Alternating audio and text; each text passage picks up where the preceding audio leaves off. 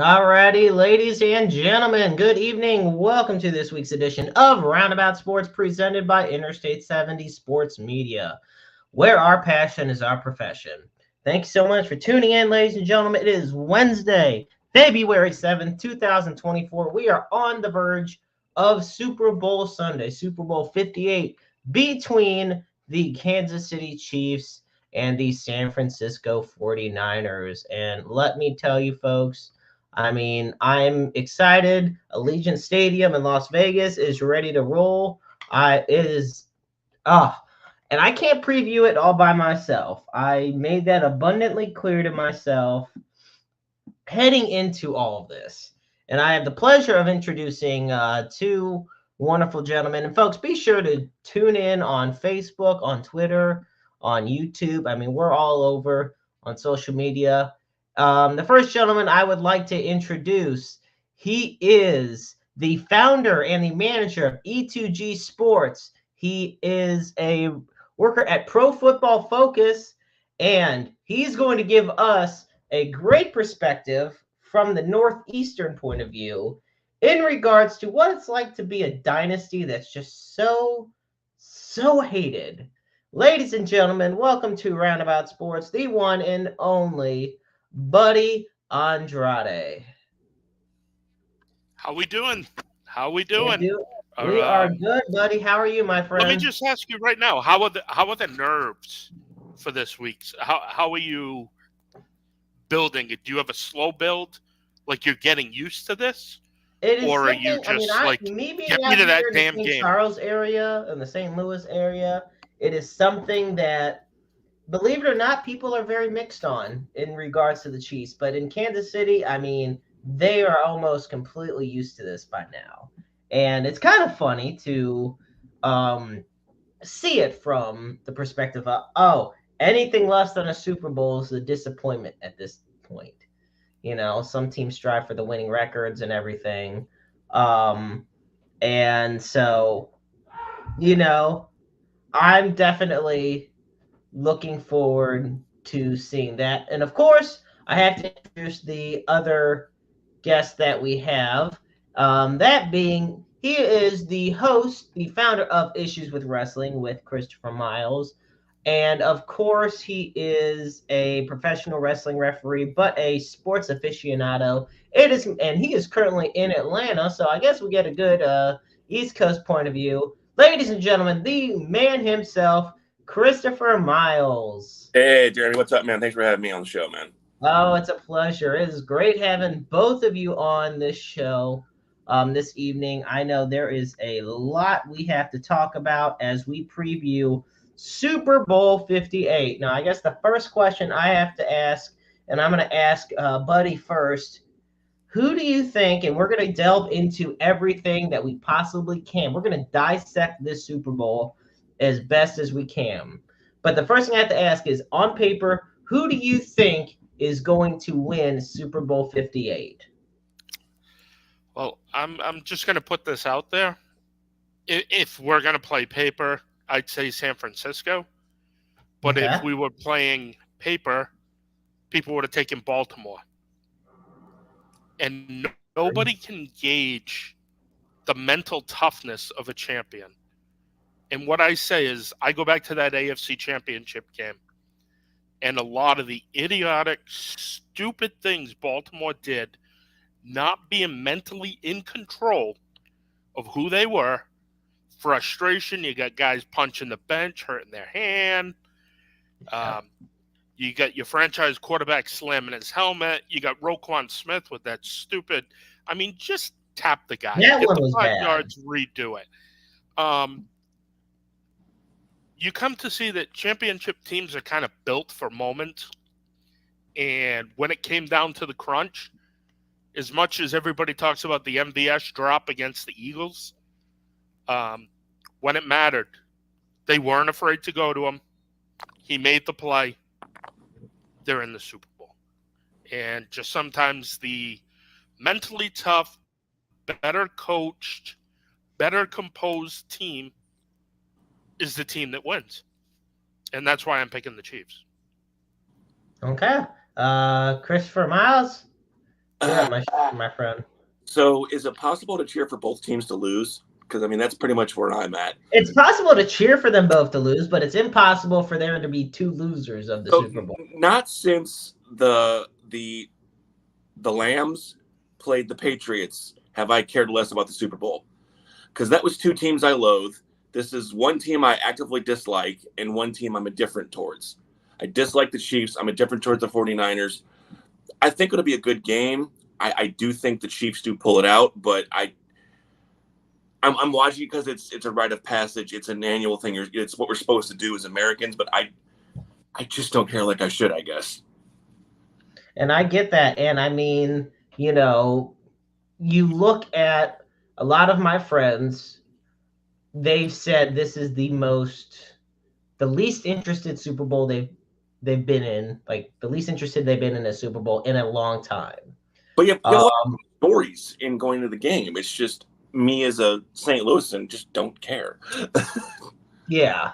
And it makes sense. And when you right now, according to ESPN, of the 64 experts who weighed in on it, the Chiefs were favored by 49 of them. So that's a 76.6% prediction of them winning the Super Bowl. Ironically, of them. Yeah, right.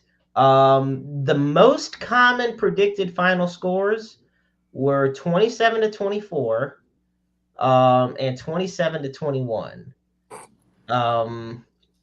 The lowest combined point total was 37, and the highest was 64. Did you see the wild bet that was placed at Caesar Sportsbook on the score of the game? Be sure to tell us about that. I'm curious.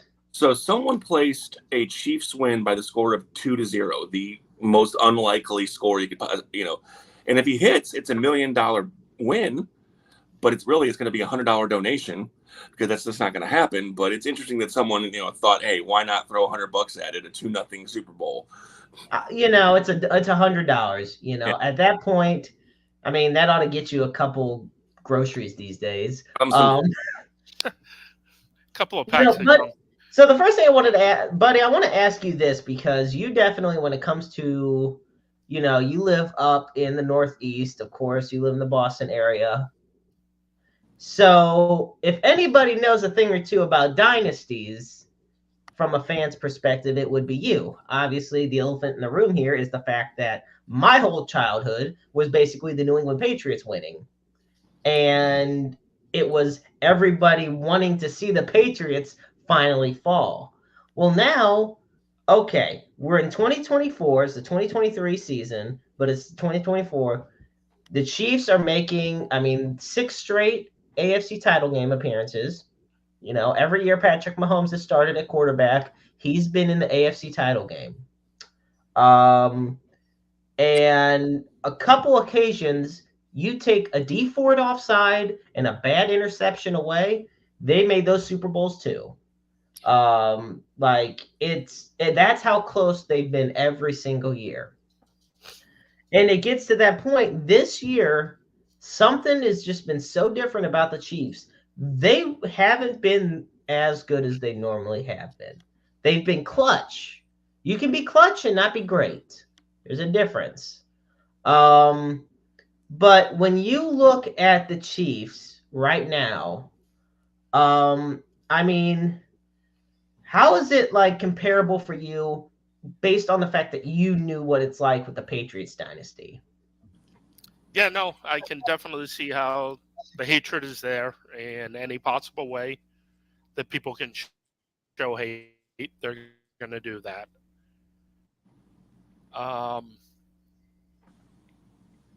The quarterbacks lead just out of the clutch gene, just the ability to do things happen. Look at this team, and this is probably the worst of the teams that went to the AFC Championship. As far as if you go man for man, especially a wide receiver position,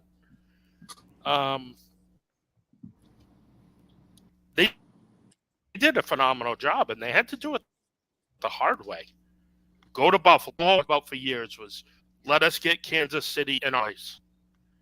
and it didn't happen. And then go to Baltimore, Baltimore's first AFC championship, host it, and, go right in there and score right away and put the pressure on them and say, this is who we are. Who are you?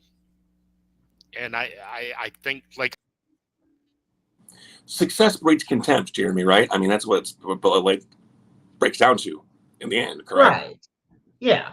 And you look at like the Red Wings of the 90s or the Cardinals, Yankees, Red Sox. And the Bulls of the 90s. The Bulls of the 90s. When they're that successful, when they're that good for that long, it's going to breed contempt no matter what. So I think that's what you get with the Chiefs right now. Again, I'm old school hating the Kansas City Chiefs, but I'm happy for their fans. Right. No, and I get it. It's this thing where, in a weird way, and it is funny because you never thought you'd hate the Chiefs. Oh, okay, you and Jared, I know, have always felt that way. Yes. But a lot of people who loved the Chiefs just a few years ago, they never thought they'd get sick of them to the point where it's like, okay, well, now maybe if they lose, we won't give a damn. I'm almost on the Chiefs side just because of the ridiculous Taylor Swift hate. And I'm not a Taylor Swift fan. I could care less. But the ridiculous hate they're getting for her being there almost makes me want to cheer for them. It's like, you're all being silly for a pop star. I mean, this is the thing. Like, I look at some of the things. Okay, we know the Chiefs won last year's big game. They beat the Eagles 38-35. If they win this game, they'll be the first team that wins back-to-back Super Bowls since the Patriots did 03 and 04. Mm-hmm. And when you look at the two other Super Bowls the Chiefs have won in the Mahomes, Andy Reid, Kelsey era, you had the one against San Francisco. That was the first one. And it came down to a really clutch play by Tyreek Hill and bad coverage by Richard Sherman. Oh, excuse me. And then you go to the loss against Tampa Bay, where in every way, shape, and form, they got their asses kicked. They were so buddy, you were talking about the teams that show up to play. I mean, they were undisciplined. They were playing like the Ravens did 2 weeks ago. They were undisciplined. They committed a record amount of penalties in the first half. Brady, being arguably the smartest football player ever, just marching up and down the field. Defense, embarrassing Patrick Mahomes. But Kansas City, they're the fourth. This is the third team in NFL history to enjoy 4 Super Bowl appearances in 5 years. The 2014-18 Patriots and the 1990-93 Bills also went to 4 Super Bowls in a 5-year span. Yeah, they don't want to talk about that in Buffalo, though. No, I mean, and Buffalo to me is no different right now than they were in the 90s. A great regular season team, but they can't get it done in the playoffs. You know how hyped I would have been for a Buffalo-Detroit Super Bowl? That would have been amazing. Look, I wanted Cleveland and Detroit from day one. I just wanted, when both were in the playoffs, I'm like, guys, come on. It's right there. You want to talk about a script? Write the script right there. And freaking Christian McCaffrey and Brock Purdy said, no, we're not letting that happen. And, of course, C.J. Stroud and them were like, nah, we're not going to let that happen. So I was like, well, damn. You look at the biggest matchups on this Chiefs Niners Super Bowl rematch. To me, the reason the Chiefs are in the Super Bowl is because of their defense. And, they're top 5 ranked defense in the NFL this year. The front, the defensive line with Chris Jones and George Karlaftis, and this may be Chris Jones' last game as a Chief, but they each got double-digit sacks this year. Nick Bolton, Juan Tranquil. Willie Gay, when he was healthy, was really good. I mean, this Chiefs. What's his status? Right now, Willie Gay status, I believe he is. I'm trying. The injury He was report came out limited. today, but Last I heard, he was a limited participant. Excuse me. I was gonna say they were out at practice a few days ago, but Pacheco was out there. I do know that Sky Moore did return to practice today, which was a huge boost for the Kansas City Chiefs. And he was activated within the last 15 minutes. Right. So and having Amena, who got put on IR. Yeah. I think though one issue that the Chiefs had, as great as their defense was, I mean, Mahomes had a career high in turnovers, 17. They had their, which it's the worst record, and they finished 11-6, which is, God forbid, that's the worst record Mahomes has finished as a starter in his career. But in the playoffs, and this is why I'm leaning towards the Chiefs winning this Super Bowl. He's had 0 turnovers in the playoffs, and they're 3-0 so far. That is the difference maker. You can start off this. I think the perfect example, gentlemen, the Philadelphia Eagles. Okay, yes, and the regular season gets you into the playoffs. That's all that matters. Once you start the playoffs, does not Carp, the 06 Cardinals. Nobody thought they were going to win the World Series when they made it to the playoffs, and they had the worst record of any World Series champion ever. But the important thing is they're World Series champion. Doesn't matter how you do as long as you qualify for the playoffs, you have a chance, and that's what they're showing. Yeah, and it's been the tough road. It's been the tough road. That's been a tough road, but they plowed it so far. Mm-hmm. You know, I look at it where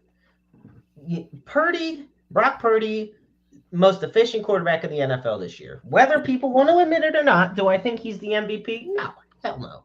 But he led in yards per attempt. He finished in the top 5 in passing yards, touchdowns, and passer rating. To me, the true MVP, and I get it, they're going to just say, oh, it's a quarterback award. Well, fine. You want me to say it? And this is my bold prediction I've said from the beginning when the MVP talks really ramped up. Christian McCaffrey should be the MVP. Christian McCaffrey rushed for 1,459 yards, got 564 receiving yards, and 21 total touchdowns. He has 4 touchdowns and 188 yards just in the playoffs alone, and that's only 2 games.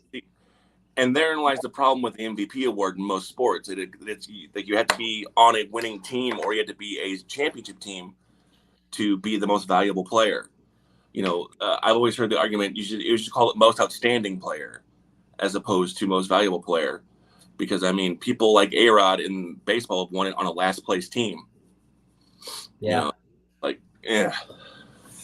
I mean, you know, buddy, what do you think on the octane offense that San Francisco against this Chiefs defense we've looked at that, you know, is, you know, obviously in the upper elites of the league facing off against this 49ers offense?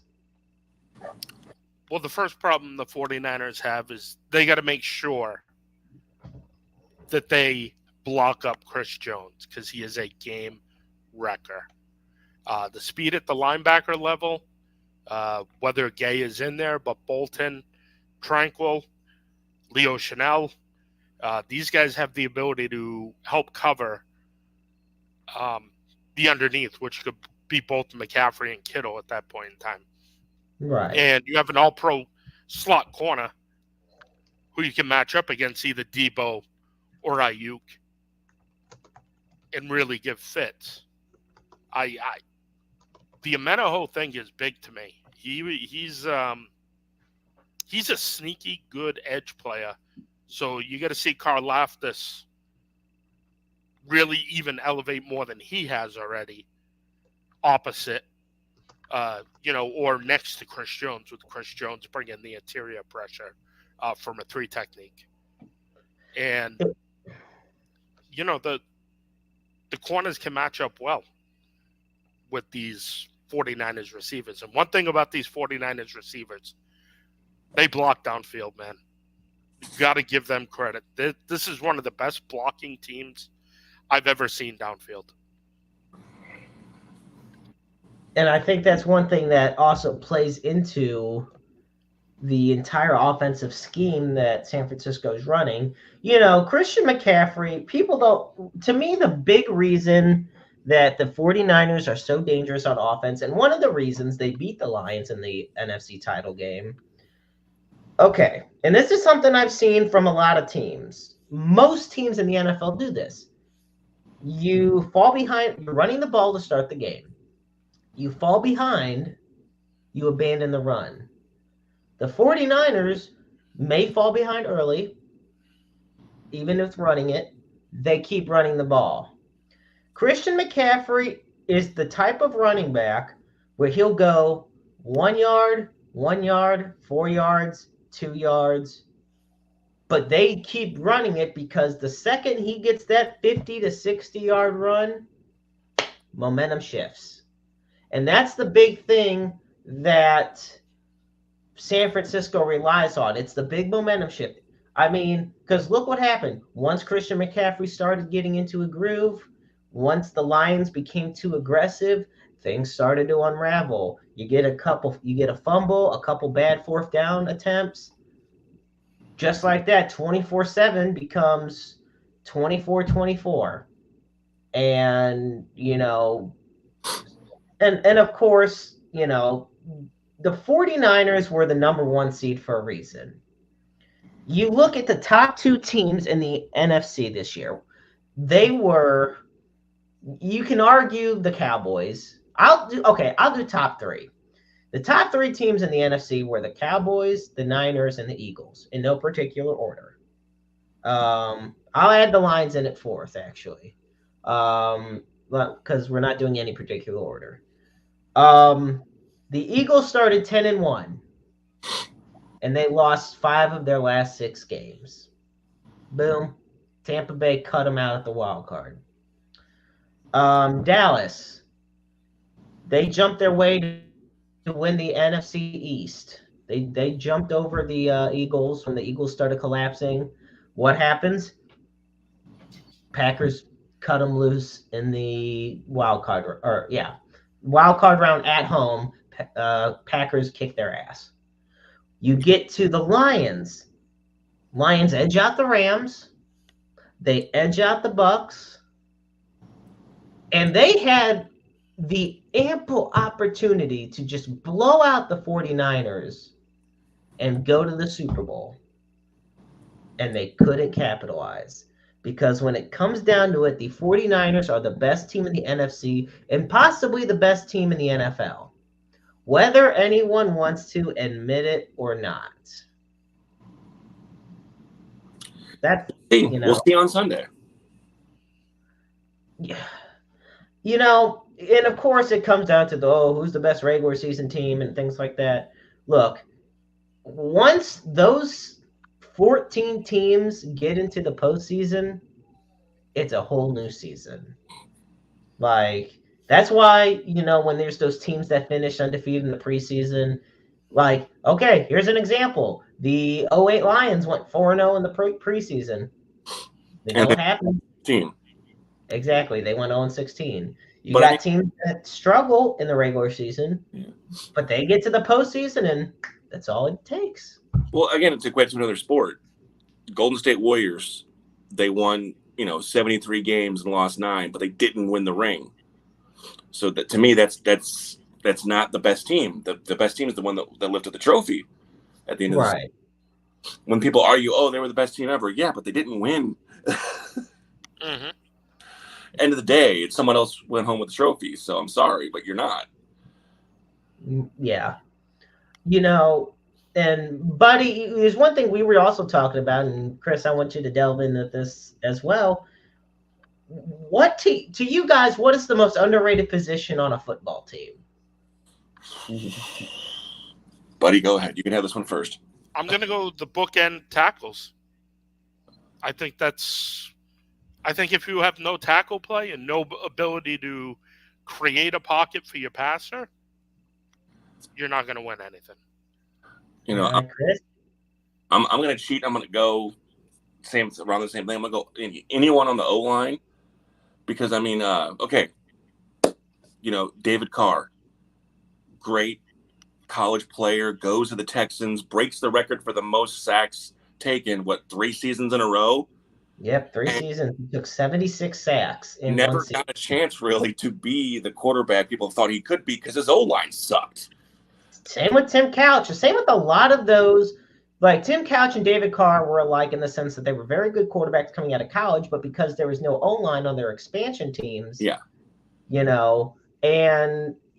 you look at, and that's what I'm glad you guys said it, because we haven't even begun to talk about the offensive line that both teams possess. You only hear about when they mess up. What's up? You only hear about the O-line when they mess up. Right. Or if they, I was going to say, that's really when the only teams, you got arguably the best tackle in football on the 49ers in Trent Williams. You got, to me, the best center in football and one of the best linemen in football on the Chiefs in Creed Humphrey. Those two guys right there anchored those offensive lines. The rest of the O-line does as good as they do. The Creed Humphrey and the Chiefs O-line, fantastic in pass blocking. Meanwhile, fantastic at run blocking is how it is in San Francisco. Trent Williams, to me, will be a Hall of Famer one day.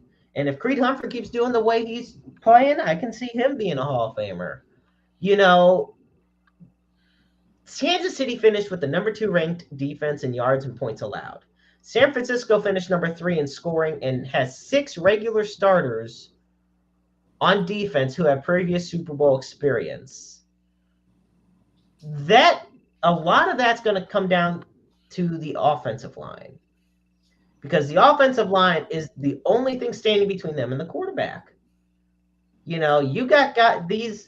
Creed Humphrey's going to have to worry about, and these other guys are going to have Juwan Taylor, who our condolences go out to Juwan Taylor. He announced today that his mom passed away a few days ago, and he is dedicating the Super Bowl to her. And you look at the Chiefs' offensive line right now, they're also a big hole for the Chiefs. Joe Thuney is unlikely to play in the Super Bowl. With Thuney out, they got to figure out somebody to fill in. And that's your left guard right next to Creed Humphrey at center. Juwan Taylor is usually the right tackle. And look, that defensive line of San Francisco's got Nick Bosa and Chase Young and Eric Armstead. And hell, look at the linebackers. You got freaking Fred Warner up there. Dre Greenlaw. These are not slouches on defense for the 49ers. Guys, what are we thinking here with this Chiefs defense or Chiefs offensive line against the Niners defensive front?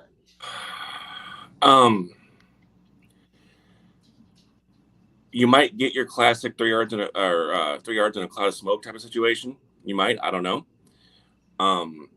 I think the pocket will hold about as well as it can in this game because you've got a great defense and O-line and all that, but it might lead to some less than desirable for CBS viewing because it could be just all game. Who knows?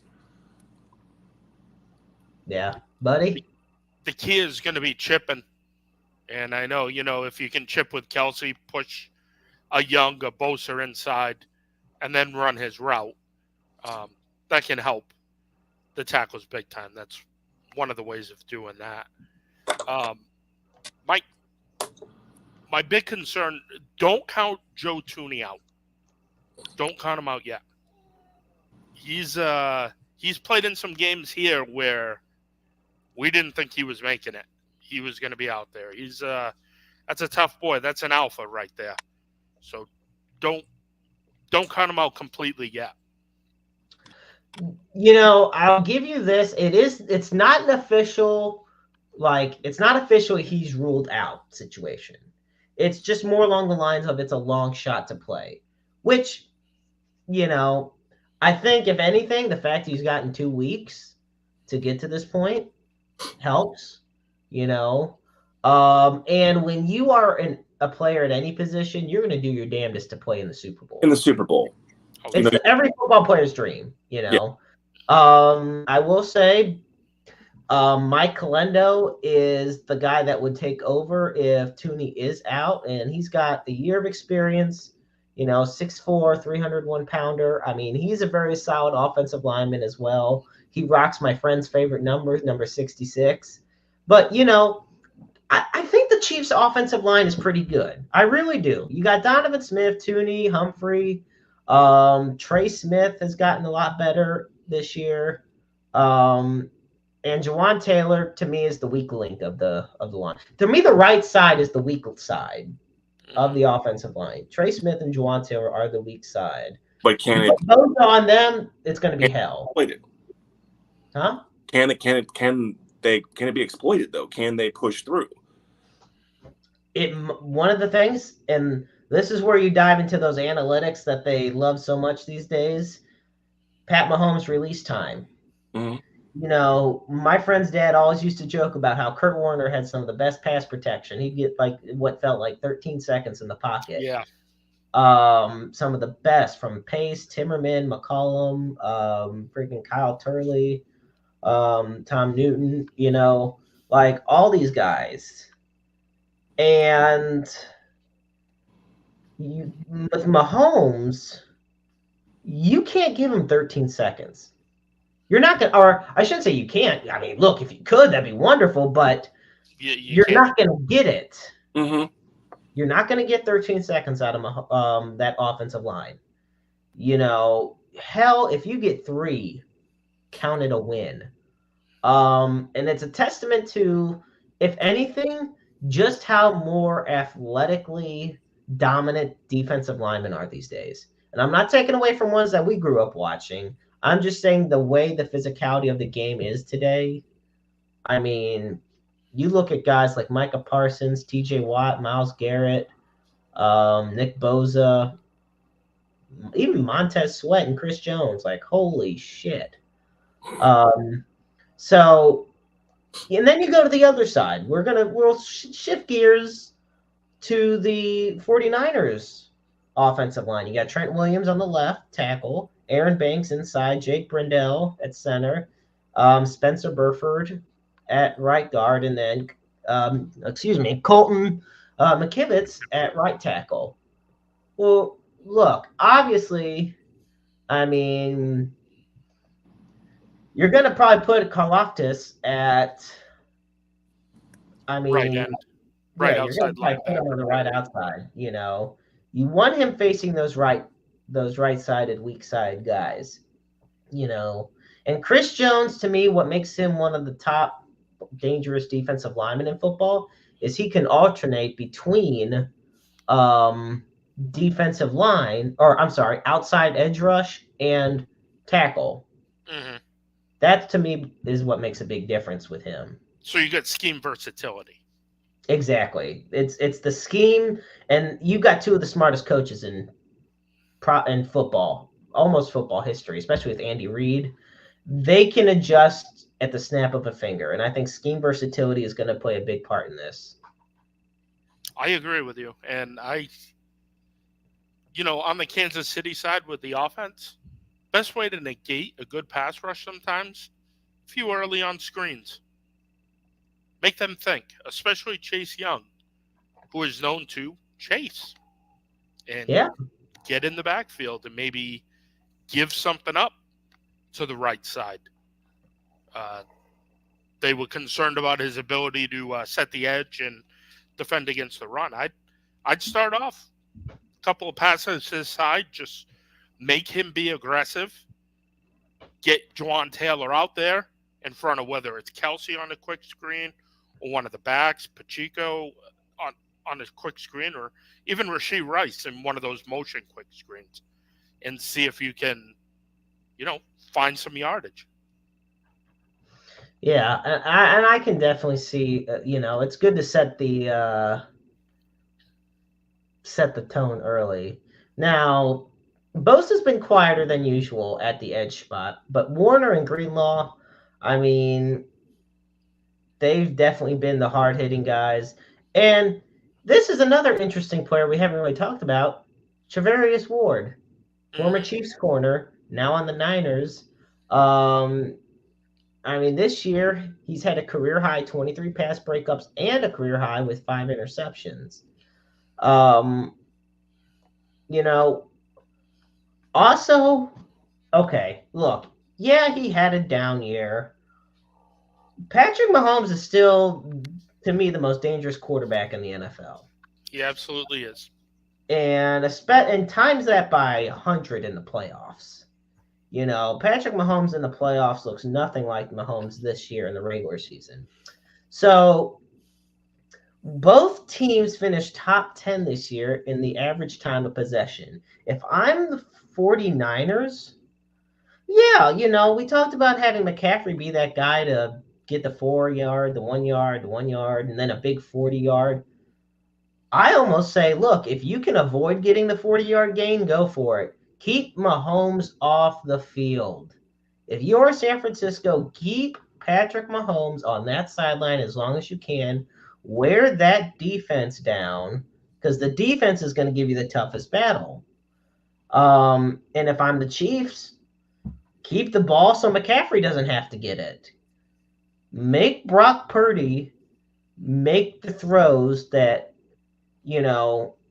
there's this aura around Brock Purdy right now because he is the Mr. Irrelevant that's become relevant. Is he the most so far that we've seen? Yeah, he really is, and there's no doubt about that.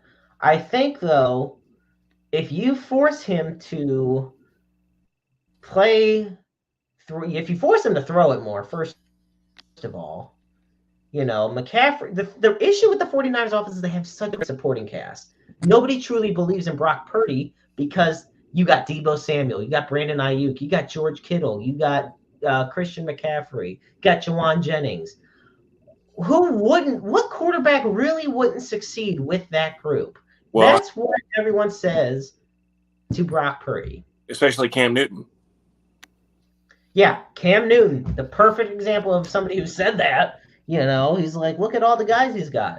So Brock Purdy, look, if you're the Chiefs defense, keep McCaffrey off the field, get the offense scoring high, force Brock Purdy out of his comfort zone, And we got a interesting question, and let's see what we got here from Robert Marcello. And folks, before we get to the question, I want to say thank you so much for tuning in to Roundabout Sports, presented by Interstate 70 Sports Media. And I'm the Maestro, Jeremy Karp, alongside Buddy Andrade from E2G Sports up in Boston, and Issues with Wrestling's very own Christopher Miles. We got Robert Marcello sending in a question for us. Can the 49ers take Chris Jones out of the game with double teams? Buddy, I'm going to shoot that one to you first. They can try. I've seen him defeat double teams and still be able to take over a game. And if it shifts that way, what adjustment will Spagnuolo make?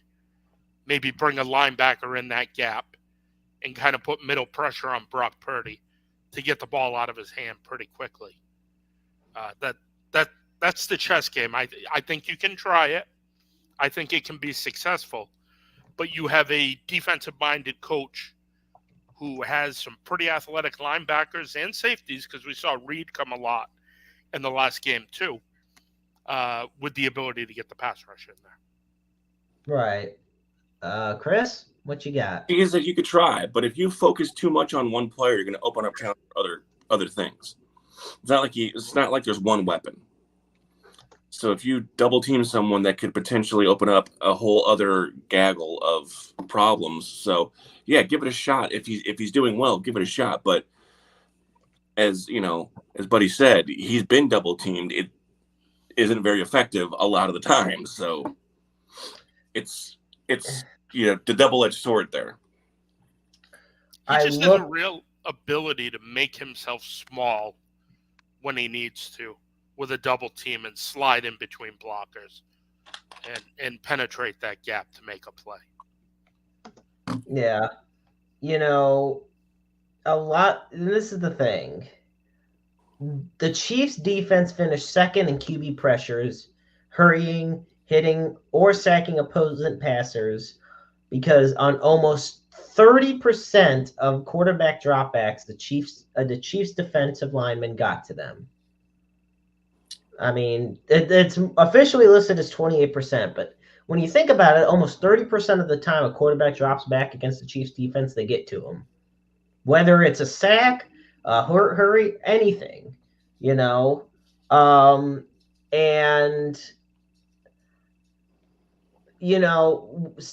Coach Spags has done a phenomenal job with this defense.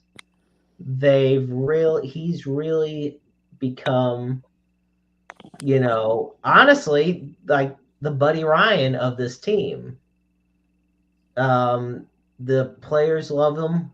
The only difference is Spags isn't fighting with Andy Reid. That is the only difference. So, that's the only thing. But other than that, coaching, I mean, Chiefs got it nailed on the head. I do know that one of the assistant coaches on defense is being pursued by the Seattle Seahawks for their defensive coordinator position. I also want to say there is some interesting there's another new face on the 49ers, and defensive tackle Javon Hargrave. Now, once again, I mean, you got a line that already has Armstead, Nick Bosa, and Chase Young. Well, Hargrave's 31 years old, but I mean, this year he's already had himself quite the impact. And when you look at defensive acquisitions, I do really think that I do really feel that the Kansas City Chiefs, the San Francisco 49ers do have it made on defense, and they're going to make it hell for the Chiefs. Yeah, but I still think the Chiefs pull it out. I'm just saying, unfortunately for me. You still think the Chiefs? All right, well, before we wrap it up, because I know both of you gentlemen have you busy men. I know it. I know the feeling. All right. I know we kind of said it at the top of the show, but we're going to do this. Who do you think's going to win? Who score? And who do you think's going to be the MVP? I will start, Chris, with you.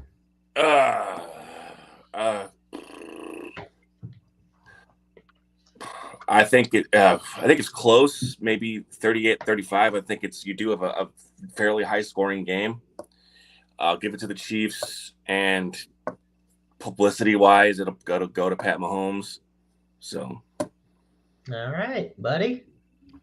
I got 31-27 Chiefs, and I see San Francisco having the ball in their hand with the chance to go win the game, and that not happening. All right. Who do you guys the MVP? It's going to be Mahomes. Okay. I have the Chiefs winning the Super Bowl by the score of 28-25. And I am going to go bold here with my MVP. Now, I will say I will say this. There's a couple different routes I could have gone with this. But I was gonna say, see, we only have one postseason or one Super Bowl MVP on the losing team, and that was Randy White with the Cowboys. I was gonna say McCaffrey, but you know what? I'm going with another running back. I'm going with Isaiah Pacheco as the Super Bowl MVP. I think because the defense is going to do such a damn good job from San Francisco, I think the Chiefs are going to be forced to run the ball more. Pacheco's already had 254 yards this postseason, 3 touchdowns. He averages already 4 yards a carry. I think he will, and they'll do more screens, more tosses. I can see Pacheco having a huge breakout game in the Super Bowl and doing just enough to get the MVP award. But I do see the Chiefs edging out the 49ers. So we're in agreement. Yep, we're in agreement. We're all in agreement, which means the 49ers are going to win. By 40. By 40. Pulling for both teams to lose, but hey. Can we just say one thing before we go? Let's face it. How many of us expected the 43-8 Super Bowl to happen when the Seahawks beat the Broncos? Nobody. That was an anomaly. So that's why I'm saying, like, okay, watch. We all predicted it. 76% of the experts at ESPN predicted that the Chiefs are going to win. So, yeah, San Francisco by 40 sounds about right. All right. Well, folks, I want to give a special thanks to Christopher Miles from Issues with Wrestling, Interstate 70 Sports Media. Oh, Chris, you got something to say? Tomorrow night on the show, Jared and I are going to talk about, there's been so much news about Vince McMahon lately, the alleged horrible things he's done. We're going to talk about other Vince McMahon failures. We're talking about the original XFL, WWF New York, WWF Niagara Falls, the almost completed WWF Casino. Did you know that Vince McMahon owned a minor league hockey team? We're going to talk about all of that tomorrow night. Issues with Wrestling, myself, Jared Shannon, right here, Interstate 70 Sports Media. All right, I'm looking forward to it. All right, Chris, take care, buddy. See ya.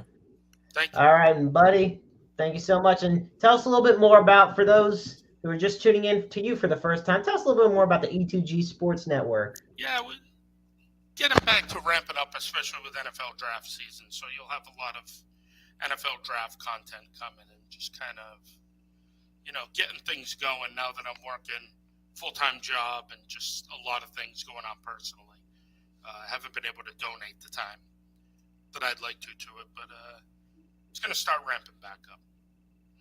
All right. Well, we're looking forward to it, my friend. Well, thank you so much for joining us this evening and giving us all your amazing insight. I greatly appreciate it, buddy. Thank you.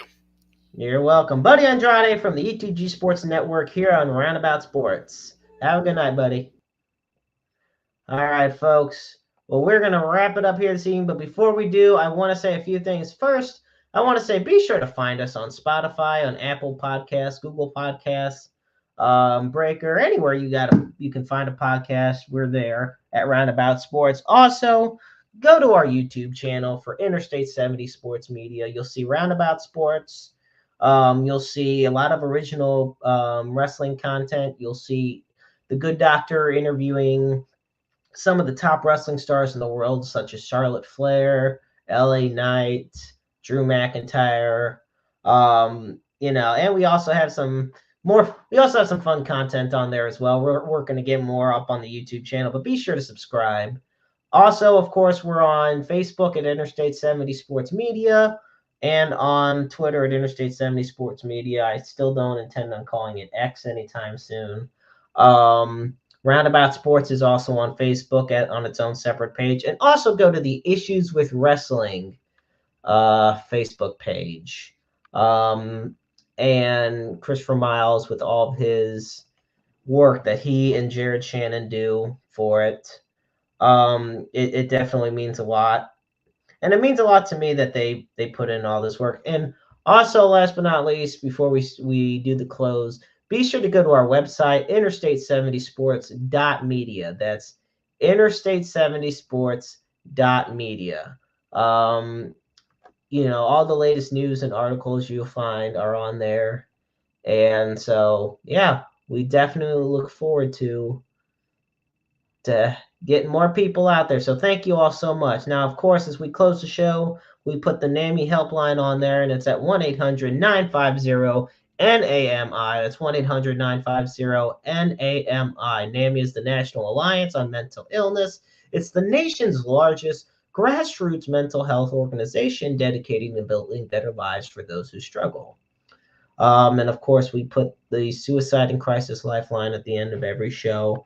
For that, you dial 988. The line is open 24/7, 365, 366 on leap years.